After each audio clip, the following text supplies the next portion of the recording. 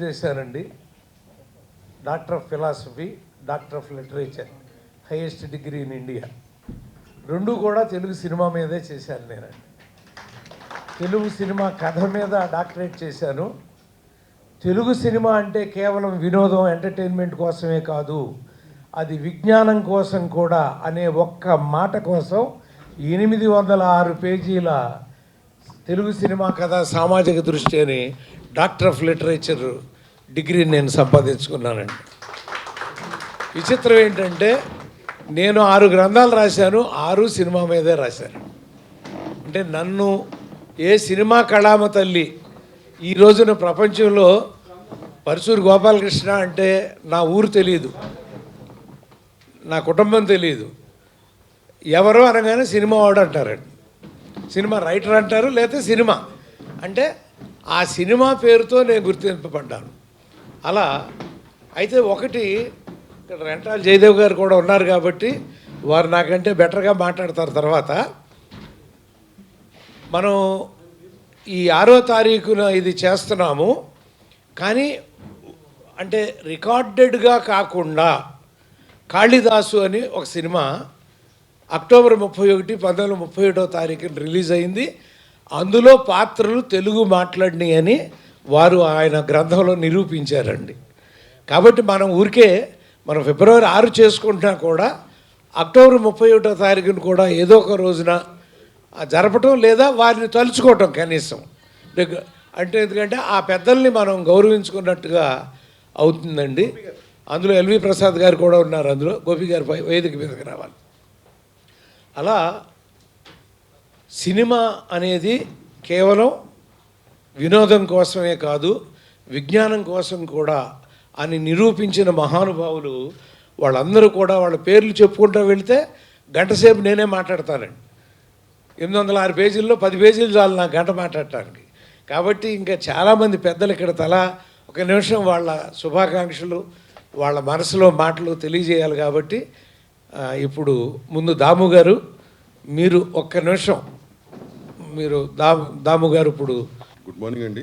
ముందుగా మీ అందరూ వచ్చినందుకు thank you very much. Telugu film chamber తరఫున తెలుగు సినిమా దినోత్సవం అనేది ఫస్ట్ టైం చేయడం జరుగుతుంది. అండ్ అంతకుముందు చాలా ఆర్గనైజేషన్స్ చేసినాయి. So from this year onwards we want to do this because cinema అనేది మనందరికీ కూడా తల్లి తల్లి లాంటిది, మనకి ఉపాధి కానీ whatever extra whatever it is. కాబట్టి this is one day which Telugu film chamber mother body ప్రతి సంవత్సరం చేద్దామని అనుకోవడం జరిగింది. సో ఈ సంవత్సరం మొదలుపెట్టాం. సో చాలా సింపుల్గా చేస్తున్నాం ఈసారి, జస్ట్ స్టార్టింగ్ కాబట్టి. From next year onwards will try to do in a better manner with more felicitations and other things పాతరానికి. So having said that, history అంటే what I feel about history ఏంటంటే cinema మొదలు అంటే birth of cinema I feel is history. దాని తర్వాత చాలామంది history create చేశారు. Every 20 years everybody 20 yearsకి many people create history. But what is important is the birth. So ఆ బర్త్ ఆఫ్ ఫిల్మ్ ఇండస్ట్రీ బర్త్ని మనందరం కూడా గుర్తుపెట్టుకోవాలి. రాబోయే తరాలకు కూడా అది గుర్తుండాలి. People come and go every 10 years, 20 years, people create history, but that goes on. But birth is something which in history, next generations also have to keep in mind. So, this is a thought process too, and we thought we'll start off today. Thanks for coming once again. వేదిక పైన ఉన్న industry అన్ని సంఘాల పెద్దలకి, వేదిక ముందున్న అలాగే industry పెద్దలకి, విచ్చేసిన పాత్రికేయ మిత్రులకి, ప్రతి ఒక్కరికి పేరు పేరున మా హృదయపూర్వక నమస్కారం. సాధారణంగా ఒక మనిషి పుట్టినరోజునే చాలా గ్రాండ్గా సెలబ్రేట్ చేసుకుంటారు. సిల్వర్ జూబ్లీ అని, గోల్డెన్ జూబ్లీ అని ఎంతో గొప్పగా. మరి అలాంటిది ఒక పెద్ద పరిశ్రమ, ఒక సినిమా పుట్టినరోజు అంటే మొట్టమొదటిసారిగా ఒక తెలుగు సినిమా థియేటర్లో విడుదలైన రోజు అంటే భక్త ప్రహ్లాద తెలుగు సినిమా రిలీజ్ అయిన రోజు చాలా చక్కగా దాము గారు ఫిబ్రవరి 6th డేట్న చాలా గ్రాండ్గా తెలుగు సినిమా పుట్టినరోజు జరుపుకోవాలని నిర్ణయించడం చాలా గొప్ప విషయం. ఈ తెలుగు ఫిల్మ్ ఇండస్ట్రీలో ఆనాటి నుండి ఈనాటి వరకు ఎందరో గొప్ప నటులు, అంటే తెలుగు సినిమా ఇండస్ట్రీకి మేము జనరల్గా మా మూవీ ఆర్టిస్ట్ అసోసియేషన్కి మేము అంటుంటాం, మాకు నందమూరి తారక రామారావు గారు అలాగే అక్కినేని నాగేశ్వరరావు గారు 2 కళ్ళు లాంటి ఈ ఇండస్ట్రీకి ఎందరో మహానటులు. ఆనాటి ఆ లిస్టు చెప్పుకుంటూ వస్తే దాదాపు ఒక అరగంట పడుతుంది. మహానటులు, గొప్ప నిర్మాతలు, ఎందరో గొప్ప రచయితలు, ఎందరో గొప్ప అన్ని డిపార్ట్మెంట్స్లో మీరు చూస్తే దర్శకులు, నిర్మాతలు, రచయితలు, గాయకులు, ఇలా ఫిల్మ్ ఇండస్ట్రీలో 24 క్రాఫ్ట్స్లో లెజెండ్స్తో నిండిపోయి సినిమా ఇండస్ట్రీని నిజంగా దశ దిశల ఇవాళ మన తెలుగు సినిమా అనేది ఇవాళ తెలుగు సినిమా కాదండి. ఇవాళ మన తెలుగు సినిమా భారతదేశపు సినిమా, తెలుగు సినిమా ప్రపంచ సినిమా అయింది. ఇవాళ మన గొప్ప టెక్నీషియన్స్ వల్ల, గొప్ప దర్శకుల వల్ల ఇవాళ తెలుగు సినిమా ఒకప్పుడు మనది ఏదో మద్రాసి అనేవారు. ఇవాళ ఇండియాలోనే Telugu cinema is the top most brand.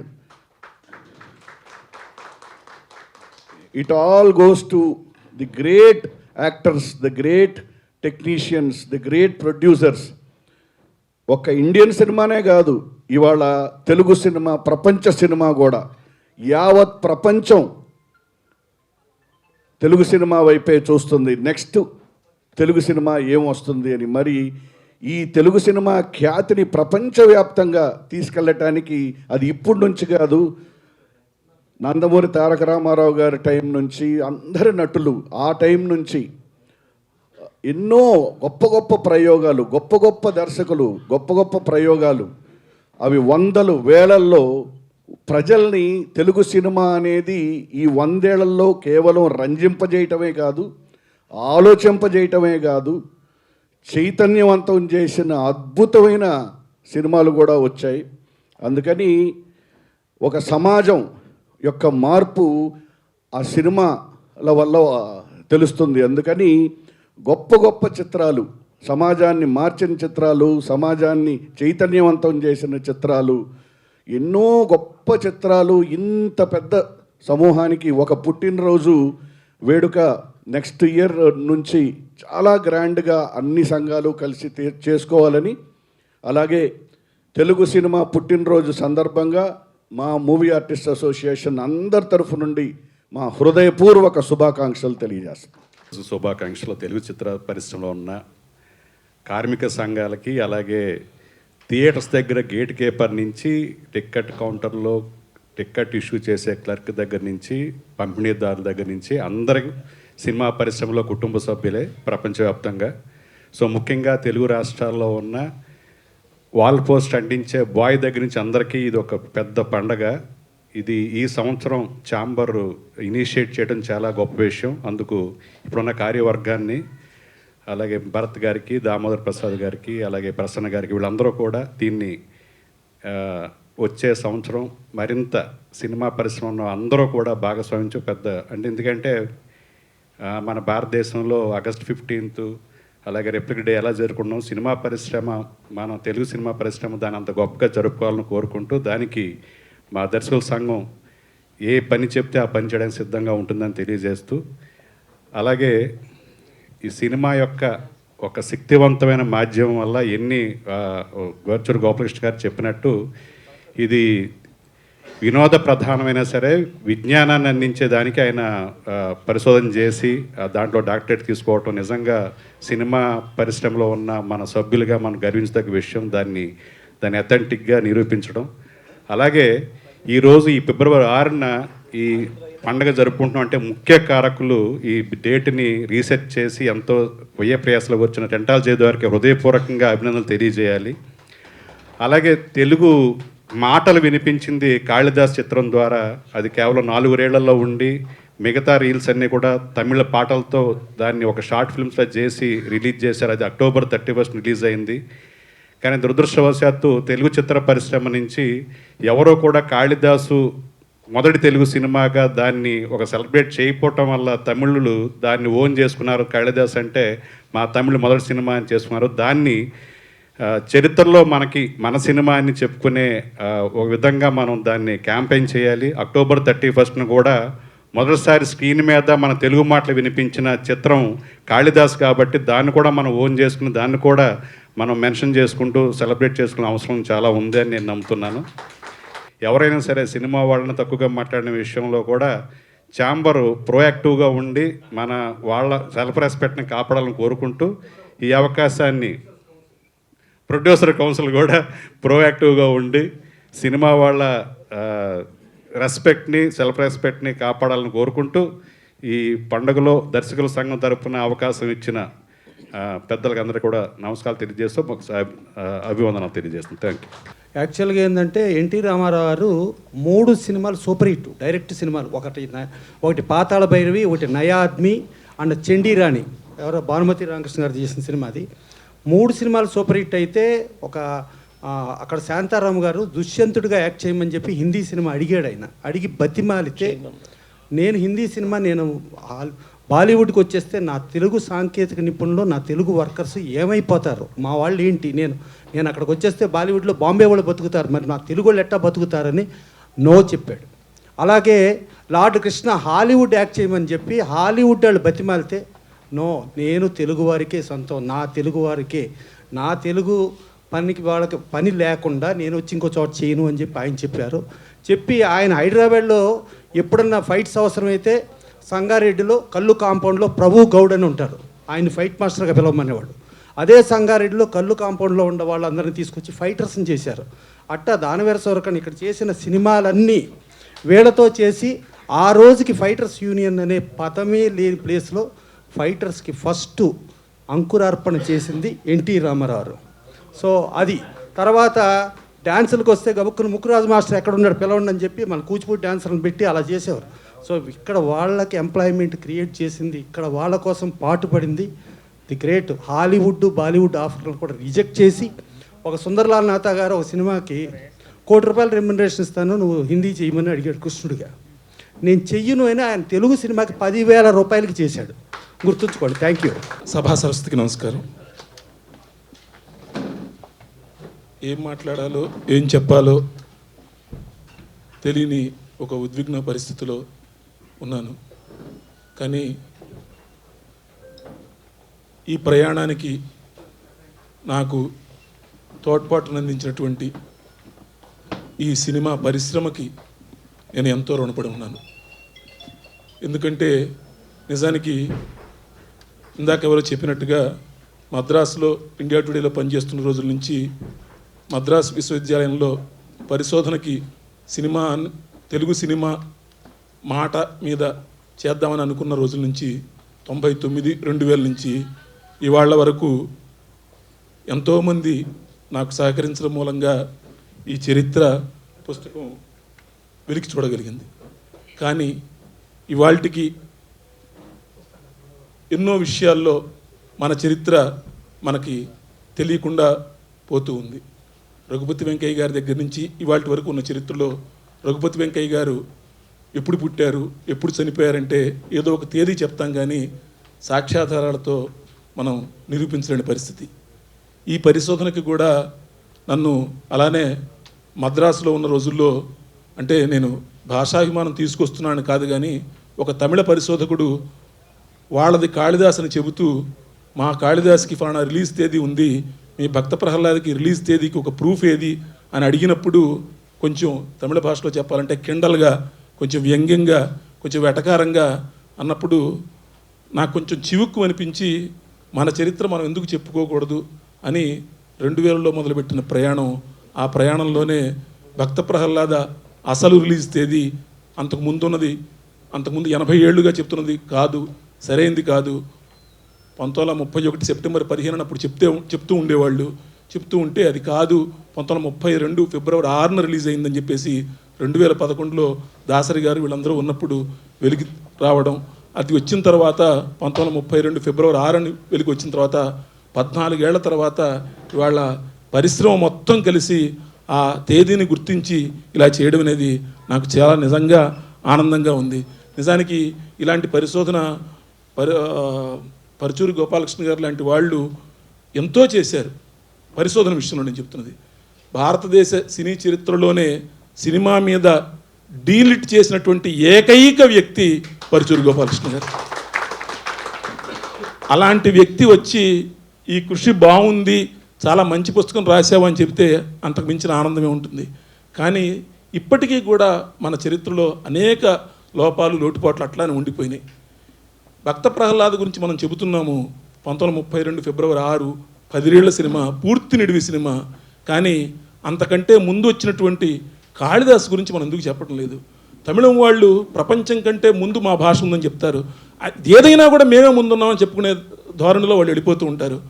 దీనికంటే ముందు 3.5 నెలల ముందు మన తెలుగువాడైనటువంటి హెచ్ఎం రెడ్డి గారి దర్శకత్వంలో తెలుగు హీరోగా, ఆ హీరో పేరు కూడా వాళ్ళు తమిళం వాళ్ళు పీజీ వెంకటేశన్ అని ఏదో పేర్లు పెట్టేశారు.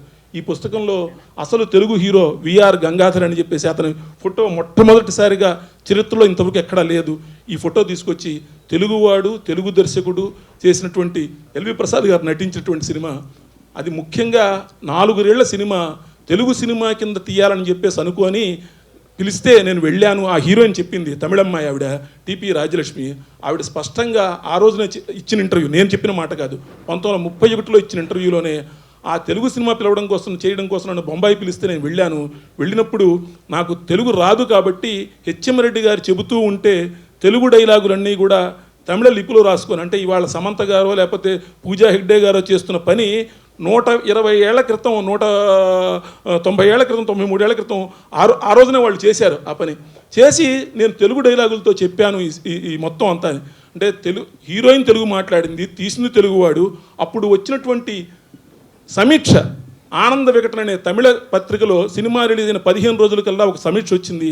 ఆ సమీక్షలో సమీక్షకుడు ఎవరో కాదు, కల్కి కృష్ణమూర్తి. కల్కి కృష్ణమూర్తి అంటే ఇవాళ పొన్నియిన్ సెల్వన్ రాసినటువంటి మూల రచయిత. ఆయన ఆ సినిమా గురించి రివ్యూ రాస్తూ, కాళిదాసులో ఏం పెట్టారా, మొత్తం అంతా తెలుగు డైలాగులు ఉన్నాయి, ముందు మట్టుకు 2 పాటలు తమిళం పాటలు వేశారు, చివరిలో తమిళ డ్యాన్స్ చూపించి ఈ తమిళ సినిమాని మా మీద నెత్తి మీద రుద్దుతున్నారేంటి, విజయవాడకో అహ్మదాబాద్కో కలకత్తాకో వెళ్ళి వాళ్ళకి తమిళ డైలాగులు చెప్తే వాళ్ళకి తిక్క కుదురుతుందని రాశాడు ఆ సమీక్షలో. అంటే నేను ఆయన ఎందుకు వ్యంగ్యంగా రాశాడని పక్కన పెట్టండి, ఆయన రాసిన దాంట్లోంచి ఒక అద్భుతమైన విషయం మనకి చెప్పకనే చెప్పాడు. ఇది తెలుగు సినిమారా బాబు, తెలుగు డైలాగుల సినిమారా బాబు కాళిదాసుని. అంటే ఒకటి కాదు, అనేక సాక్ష్యాధారాలు ఉన్నాయి. మన సినిమాని మనం వదిలేసుకున్నాం. ఎందుకు వదిలేసుకున్నాము అంటే కనుక, నిజానికి ఆలోచిస్తే కనుక దానికి కూడా నాకు ఆన్సర్ దొరికింది. కాళిదాస్ కేవలం అప్పుడు తీసింది 4 ఏళ్లలో సినిమా తీస్తే 4/8 32, 4/9 36 నిమిషాల సినిమాతోటి ఆ రోజున ప్రేక్షకుడిని కూర్చోబెట్టలేం. కాబట్టి ముందు ఒక 3 ఏళ్ల పాటు తమిళ పాటలు, జాతీయ గీతాలు, త్యాగరాయ కీర్తనలు, అట్లానే ప్రణయ గీతాలు ఆవిడ చేత పాడించి రికార్డ్ చేశారు. ఆ తర్వాత ఆవిడని అడిగట, నీకు ఇంకేం వచ్చంటే నాకు డ్యాన్స్ వచ్చిందట. ఒక కురత్తి డ్యాన్స్ అంటే తెలుగులో కురవంజి నృత్యం, కురత్తి అంటారు వాళ్ళు, మన భాషలో కురవంజి నృత్యం ఉంటాం. ఆ కురవంజి నృత్యం చేసి అది ఒక 2 ఏళ్ళు చేశాడు. అంటే ముందు ఒక 3 ఏళ్ల తమిళ పాటలు, తర్వాత మెయిన్ సినిమా 4 ఏళ్ల తెలుగు సినిమా కాళిదాసు, తర్వాత చివరిలో 2 ఏళ్ళు తమిళ డ్యాన్సు కలిపి 3 + 4 + 2 మొత్తం 9 ఏళ్ళుగా ఒకటే పేరు మీద, అంటే 3 సినిమాల పేర్లు పెట్టి రిలీజ్ చేయలేరు కాబట్టి ఒకటే పేరు మీద కాళిదాస్ అని రిలీజ్ చేశాడు. ఇది మూకీల రోజుల నుంచి కూడా ఒక సినిమా నిడివి సరిపోనప్పుడు 2-3 సినిమాలు కలిపి ఒక ప్రోగ్రామ్ కింద రిలీజ్ చేయడం అనేది ఉంది. ఈ విషయం నేను చెప్తున్న విషయం కాదు, అప్పటి పాటల పుస్తకంలో 1931 రిలీజ్ తేదీ రాసినటువంటి పాటల పుస్తకంలో కూడా ఈ వివరం అంతా ఉంది.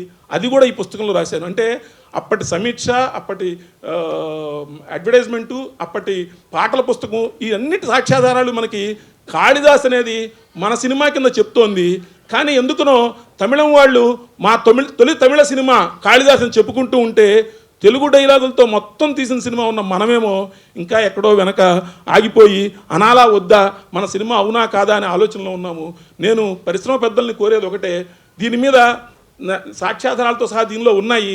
మీరు ఎవరితో అన్నా మనం సౌత్ ఇండియన్ ఫిల్మ్ ఛాంబర్ ఎంతోమంది పెద్దలు ఉన్నారు కాబట్టి మనం మాట్లాడి కరెక్టే 3 చిన్న సినిమాలు కలిపి ఒక సినిమా కింద వేశారు కాబట్టి ఆ సినిమాలో మన భాగం కూడా ఉంది, మన హక్కు కూడా ఉంది.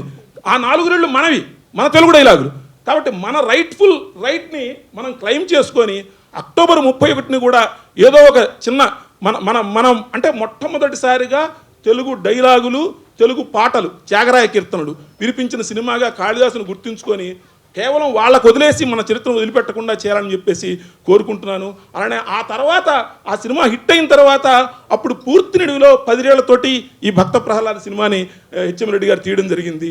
ఈ సినిమాకి కూడా నిర్మాత ఎవరంటే ఏవో పేర్లు చెప్తాం, ఇప్పటికీ చరిత్ర రికార్డు కాలేదు. మన తొలి సంగీత దర్శకుడు ఎవరో మనకి ఏవో పేర్లు ఉన్నాయి, సాక్ష్యాధారాలతో లేవు.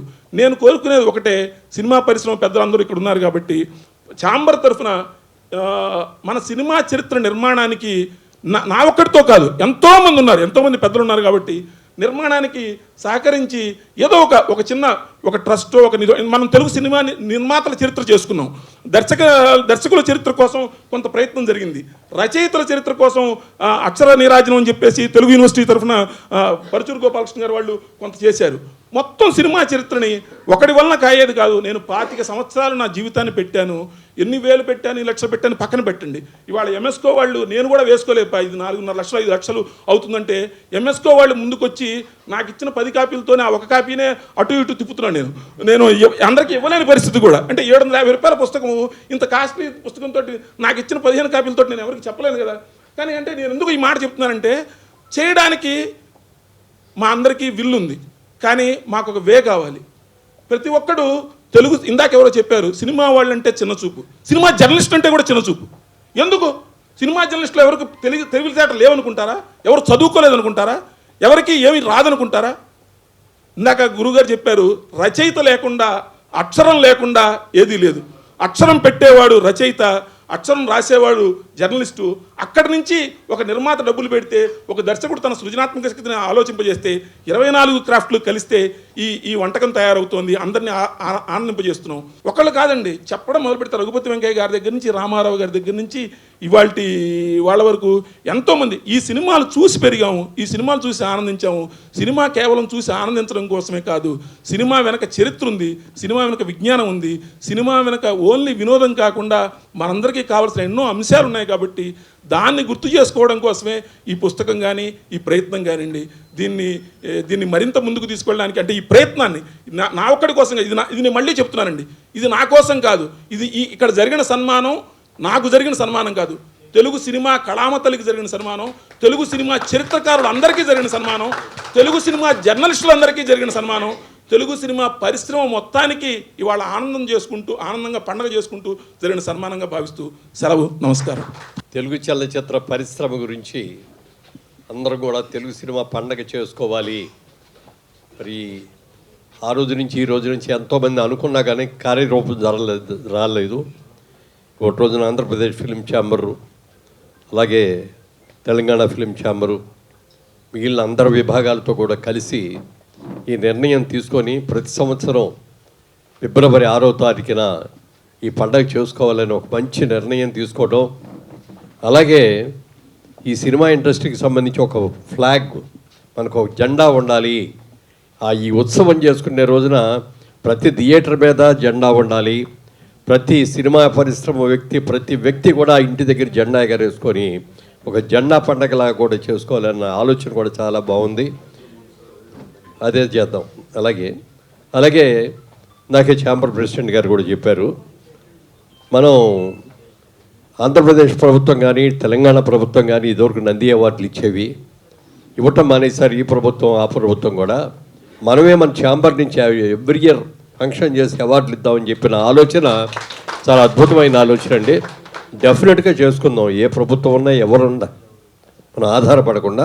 ఫిల్మ్ ఛాంబర్ అనేది ఫిల్మ్ ఇండస్ట్రీకి పెద్ద అసోసియేషన్, మూల అసోసియేషన్ అన్నమాట.